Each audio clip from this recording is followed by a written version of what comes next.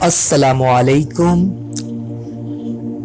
میں Owais T V کے ساتھ آپ کی خدمت میں ایک بار پھر حاضر ہوں۔ آج کا ہمارا موضوع ہے قوم لوط۔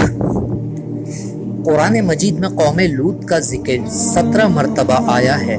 قوم لوط کا مسکن شہر صدوم اور عمورہ تھا جو بحر مردار کے ساحل پہ واقع تھا، اور قریش مکہ اپنے شام کے سفر میں برابر اسی راستے سے آتے جاتے تھے۔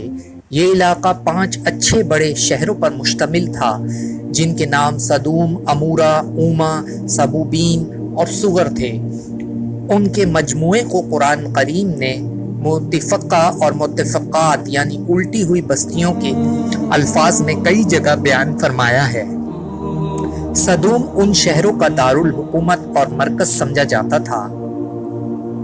حضرت لوط علیہ السلام اردن میں بحیرہ لوط کے پاس جہاں صدوم اور عمورہ کی بستیاں تھیں وہاں آ کر رہائش پذیر ہوئے تو اللہ رب العزت نے انہیں اہل صدوم کی ہدایت کے لیے نبی مبعوث فرمایا۔ یہاں کے باشندے فواحش اور بہت سے گناہوں میں مبتلا تھے۔ دنیا کی کوئی ایسی برائی نہ تھی جو ان میں موجود نہ ہو۔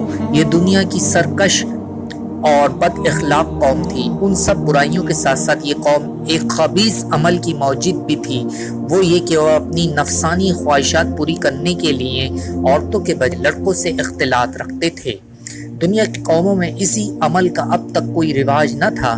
یہی وہ بدبخت قوم تھی جس نے اس ناپاک عمل کو شروع کیا تھا، اور اس سے بھی زیادہ بے حیائی یہ تھی کہ وہ اپنی اس بد کرداری کو عیب نہیں سمجھتے تھے بلکہ کھلم کھلا فخر کے ساتھ اس کو کیا کرتے تھے۔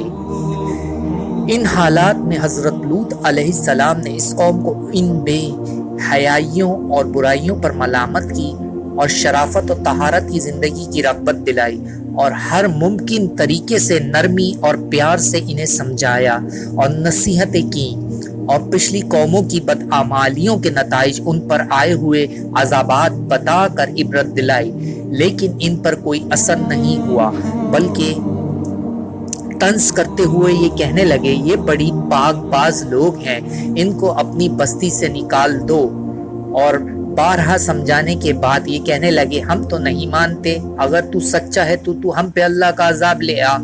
ادھر یہ ہو رہا تھا اور دوسری جانب حضرت ابراہیم علیہ السلام کے پاس اللہ کے فرشتے انسانی شکل میں آئے۔ ابراہیم علیہ السلام نے انہیں مہمان سمجھ کر ان کی تواضع کرنی چاہی، لیکن انہوں نے کھانا کھانے سے انکار کر دیا۔ یہ دیکھ کر حضرت ابراہیم علیہ السلام سمجھے یہ کوئی دشمن ہے جو حسب دستور کھانے سے انکار کر رہا ہے، اور پریشان سے ہو گئے۔ تو مہمانوں نے کہا آپ گھبرائیں نہیں، ہم اللہ کے فرشتے ہیں، آپ کے لیے بیٹے کی بشارت لائے ہیں اور قوم لوط کی تباہی کے لیے بھیجے گئے ہیں۔ ابراہیم علیہ السلام نے فرمایا تم ایسی قوم کو ہلاک کرنے جا رہے ہو جس میں لوط علیہ السلام جیسا خدا کا برگزیدہ نبی موجود ہے۔ انہوں نے کہا ہمیں معلوم ہے، لیکن اللہ کا یہی فیصلہ ہے کہ قوم لوط اپنی بے حیائی اور فواحش پر اصرار کی وجہ سے ضرور ہلاک ہوگی، اور قوم لوط اور ان کا خاندان اسی عذاب سے محفوظ اور قوم لوط علیہ السلام اور ان کا خاندان اس عذاب سے محفوظ رہے گا، سوائے لوط علیہ السلام کی بیوی کے۔ وہ قوم کی حمایت اور ان کی بدعمالیوں میں شرکت کی وجہ سے عذاب میں مبتلا ہو گئی تھی۔ فرشتے حضرت ابراہیم علیہ السلام کے پاس روانہ ہو کر صدوم پہنچے اور لوط علیہ السلام کے یہاں مہمان ہوئے، اور یہاں یہ فرشتے خوبصورت نوجوان لڑکوں کی شکل میں تھے۔ لوط علیہ السلام نے ان کو دیکھا تو بہت پریشان ہوئے کہ اب نہ جانے قوم ان کے ساتھ کیا معاملہ کرے گی۔ ابھی وہ اسی پریشانی میں تھے کہ قوم کو خبر ہو گئی اور وہ لوط علیہ السلام کے مکان پر چڑھ گئے اور مطالبہ کرنے لگے ان کو ہمارے حوالے کر دو۔ لوط علیہ السلام نے انہیں بہت سمجھایا لیکن وہ نہ مانے، تو انہوں نے سخت پریشانی میں کہا کاش میں کسی مضبوط سہارے کی حمایت حاصل کر سکتا۔ فرشتوں نے ان کی پریشانی کو دیکھ کر کہا آپ گھبرائے نہیں، ہم انسان نہیں ہیں بلکہ اللہ کی طرف سے بھیجے ہوئے فرشتے ہیں اور ان کے عذاب کے لیے ناظر ہوئے ہیں۔ آپ راتوں رات اپنے خاندان سمیت یہاں سے نکل جائیں تو فرشتوں کے پیغام کے بعد لوط علیہ السلام اپنے خاندان سمیت بستی سے نکل کر صدوم سے رخصت ہو گئے، اور ان کی بیوی نے ان کی رفاقت سے انکار کر دیا اور یہیں رہ گئی۔